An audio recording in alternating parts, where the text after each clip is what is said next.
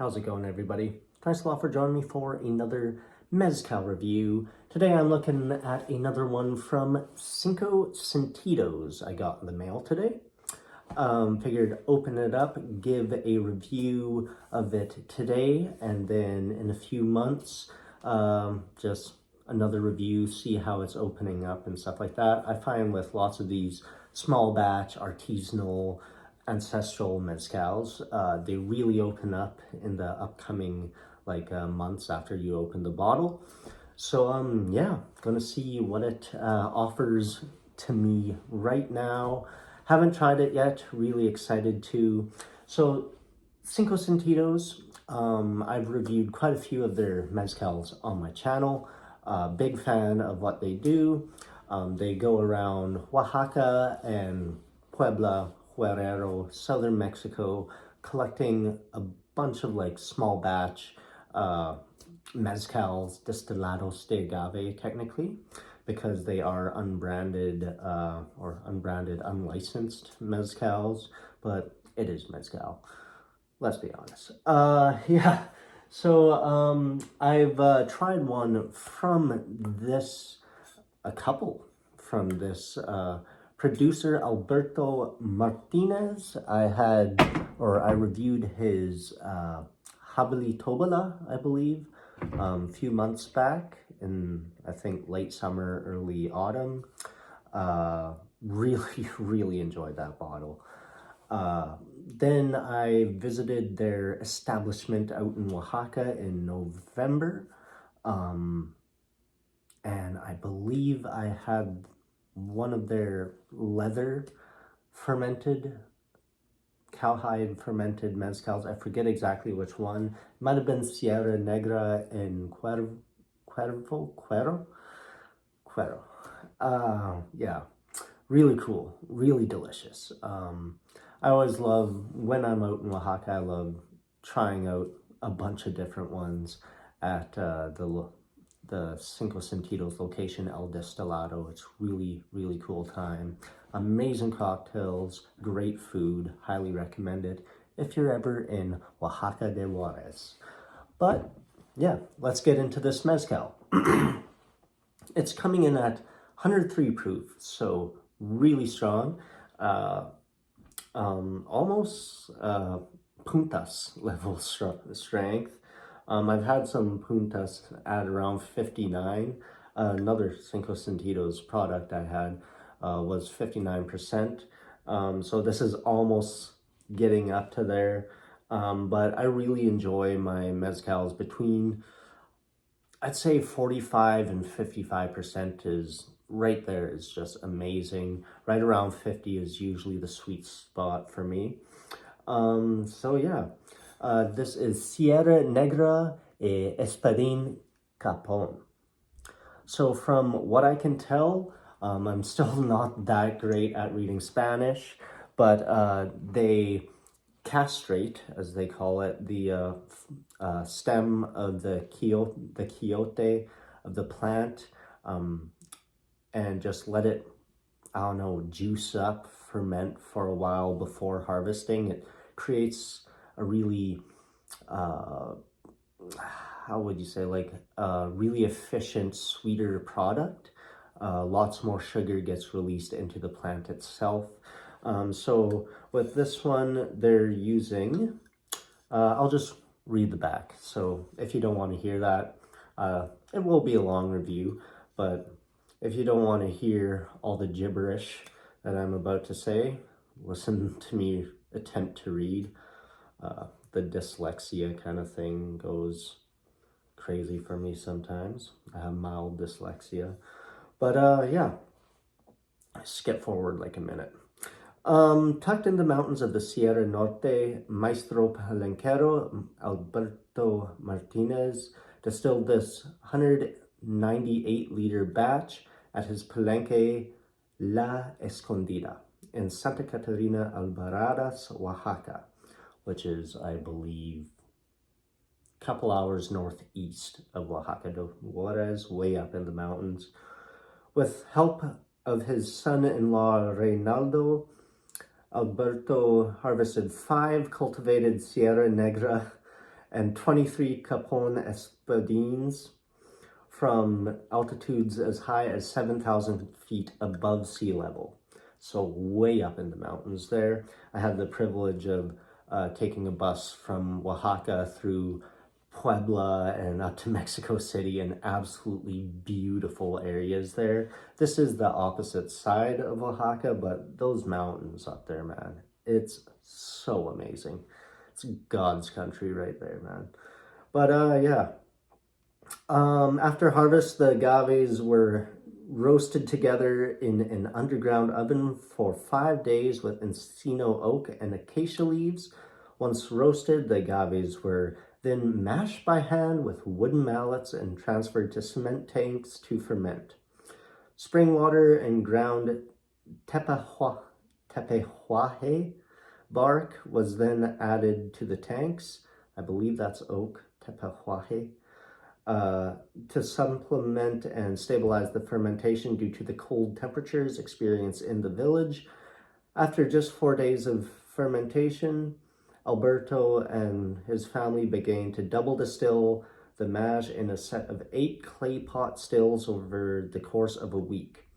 So it's a huge process and just a family ordeal, you know, it's really cool. 198 liters produced, distilled in March 2021, adjusted with heads, hearts, and tails by Maestro Alberto, stored in glass demijohns for 7 months prior to bottling in November 2021. So this is bottle number 30 out of 72. So I guess they must have done like 25, 24 liters of that. Bought it off them. Really cool. Always love hearing the stories of the palenqueros, and yeah, big Mezcal fan. So I love the lore and everything around it. It's such a unique product. The smell right away, yeah, you can smell that clay. Super fruity, pineapple. Wow, incredible. Really floral, a lot more floral than I was expecting.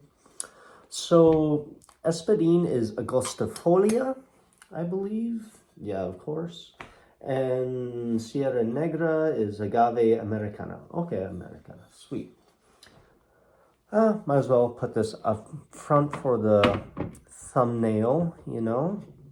But here we go. Let's get an aroma off this guy. Oof. It does have a woody, not super smoky aroma to it. It's got, yeah, like a foresty, it does smell very mountainous, if that makes sense. It smells like an evergreen forest up here in northern Canada. My family always goes camping, and there's all this moss and like just that after a rainfall, that beautiful dew aroma everywhere around the campsite. That's kind of what this reminds me of. Oh, wow. Lots of fruit, like a fruit salad. You get like, I want to say grape, lots of grape and pineapple, piña, uvas, you know.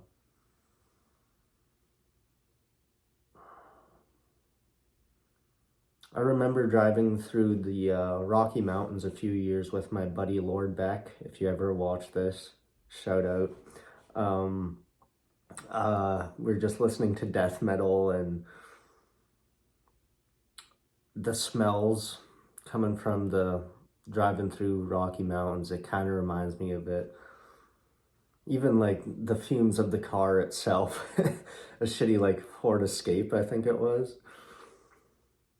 Yeah, it's got this leathery kind of quality to it. Oh, wow. It smells awesome. Oftentimes I find these mezcals have to open up a lot, like over like 20 minutes right away to open up all the flavors, aerate a bit.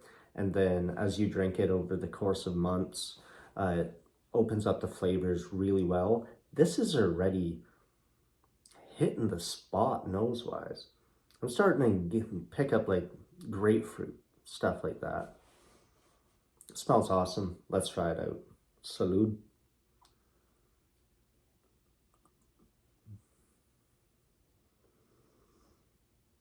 Mm.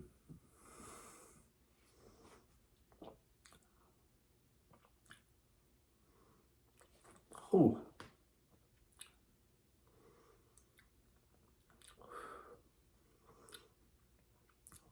Wow.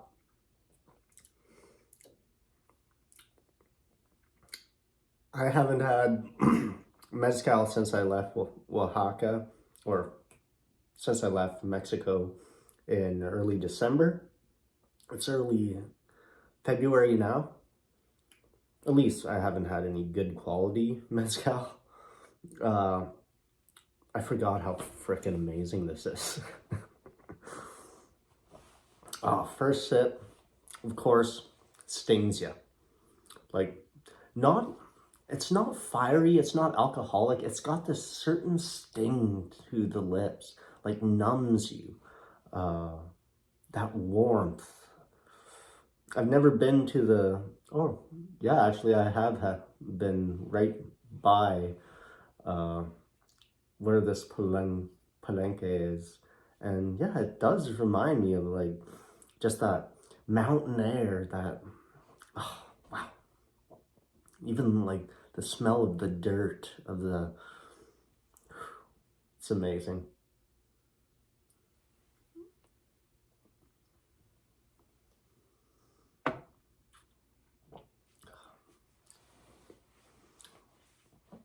Second sip, booze died down completely. There's a little sting of alcohol front of the tongue. Maybe a little tingle on the lips. I mean, ooh, and now I can feel it already.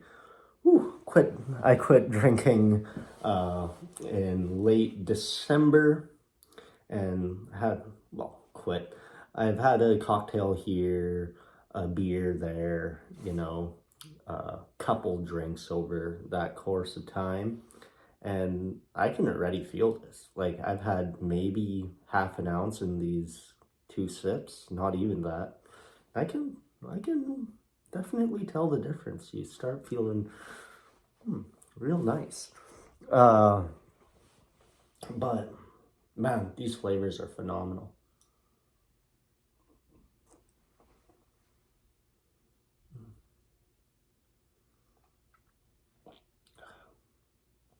Earthy, you definitely get the clay distillation, that really, yeah, just earthy, minerally, clayiness, really cool. There's this fruit bouquet in the background. Just absolutely delicious. I can't wait to see how this one opens up in the course of the next month or two. I've seen Cinco Sentidos has brought a few more of their mezcals to Alberta, Canada, where I reside.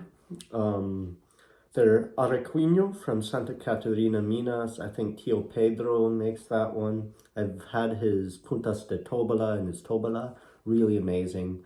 So I might have to pick that one up. A few from like southern Puebla, on like pretty much the border of Oaxaca. Like, I forget the name of it. Like a P something. Something starts with P. Quite a few different ones, but man, this one here, this is why I drink mezcal. It's just such a journey. Yeah, wow. You definitely pick up this funkiness from that fermentation, that long fermentation period. I have seen how they ferment their mezcal in like Santa Catarina, Minas. Granted, it's way hotter out there, so you get a lot more funk. But this does have that funky, slight barnyard quality, but really refined.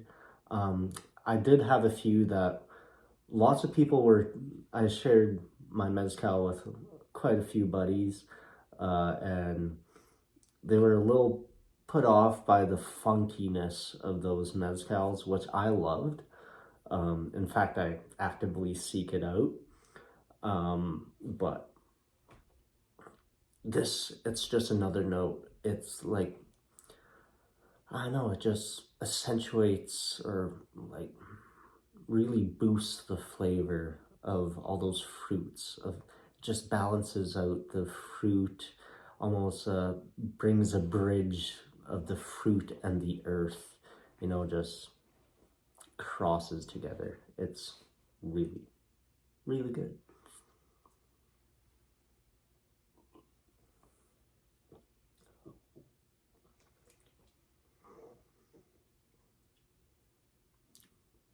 Yeah. Got it on a really good deal too. I think 120 Canadian, which is 90 American, little under 90 American. Uh, so worth every penny. I can, if I got this quality of mezcal paying like 200 Canadian, I'd be like, oh, this is cool. Like, I'd be happy with that. So that's what I like about Cinco Sentidos. Amazing small batch mezcals, destilados de agave. But like, it's such good quality, amazing prices for the quality. Paying 120 bucks for mezcal, Canuck bucks. I've had bottles which I didn't enjoy near as much as this. Yeah, so gonna have to buy a couple more bottles soon, I think. There's a couple from, I forget his name, Antogenes Garcia, that just came in. Tio Pedro, of course. Tio Teo, I think that's his name. They've all got new mezcals I can't afford to buy. If I were to buy every Cinco Sentidos that came to Alberta, I'd be a broke boy. Not that bad, but whatever. Yeah, really, really cool. Loving this bottle so far. And I can only see this improving with time.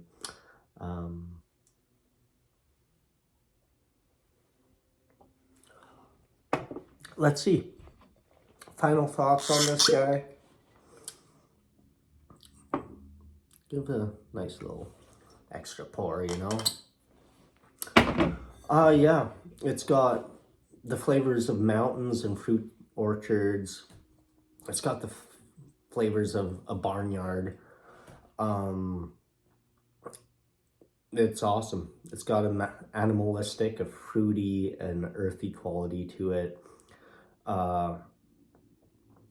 The booze is hidden really well. You can definitely feel it in the chest and in just el cuerpo, but man, it's really, really good. Highly recommend it. Ratings wise, I go like mid to high 90s, of course. Like Alberto Martinez, some of the best mezcal I've ever had are from him. Yeah, highly recommend. So, if there's any other Cinco Sentidos mezcals you would like me to review, any other mezcals in general you would like to see reviews from, I would love for your suggestions. I think I gotta review drink some of them. Cura. They just came to Alberta this year, and I've heard really good things. I haven't had them before. No, I have. Yeah, I have. But I haven't bought them before, I should say. Oh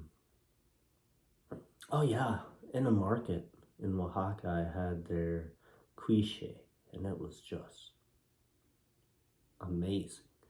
Santa Catarina Minas. I mean, if you're in Oaxaca, make a day trip out there and just go to random palenques and drink their mezcal.